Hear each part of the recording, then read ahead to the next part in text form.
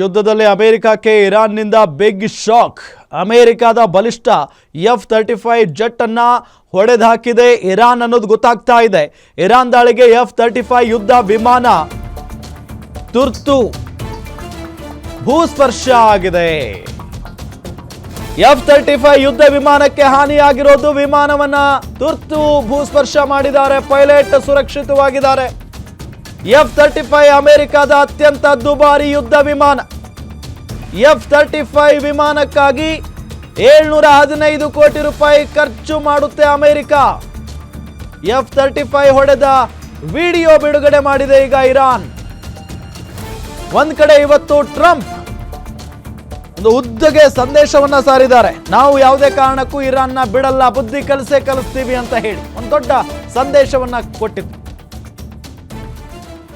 ಇದೆಲ್ಲದರ ನಡುವೆ F-35 ಯುದ್ಧ ವಿಮಾನ, ಅದು ಅಮೆರಿಕದ ಬಲಿಷ್ಠ ಯುದ್ಧ ವಿಮಾನ. ಆ ವಿಮಾನಕ್ಕೆ ಇರಾನ್ ಹಾನಿ ಮಾಡಿದೆ.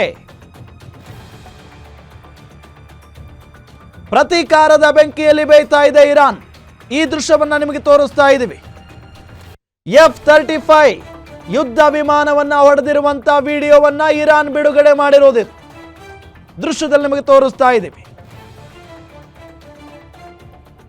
ಯಾವುದೇ ಕಾರಣಕ್ಕೂ ನಾವು ಬಗ್ಗಲ್ಲ, ಜಗ್ಗಲ್ಲ, ಹೆದರಲ್ಲ ಅನ್ನೋ ನಿಟ್ಟಿನಲ್ಲಿ ಈಗ ನಿಂತ್ಕೊಂಡ್ಬಿಟ್ಟಿದೆ ಇರಾನ್. ಎರಡು ಬಲಿಷ್ಠ ರಾಷ್ಟ್ರಗಳು ಇರಾನ್ನ ಸುತ್ತುವರೆದಿರೋದು.